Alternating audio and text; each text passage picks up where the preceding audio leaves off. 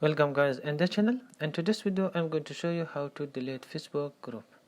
Open your Facebook group, and this is my group that now I'm going to delete this. Okay, so first you have to remove all the member. So now I have 5 member and I'm going to remove one by one. Open member, and now I'm going to click and remove the member. Okay, just continue like this. Okay, this is my page that I control this group. I want to leave as well.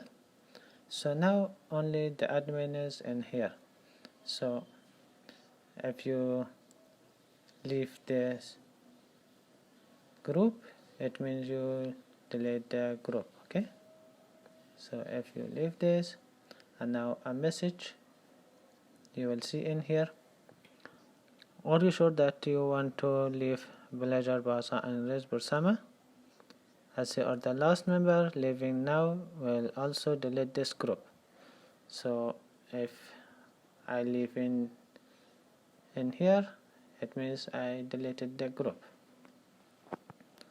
Here we go. This is how to delete the Facebook group. Thanks for watching. See you in the next tutorial.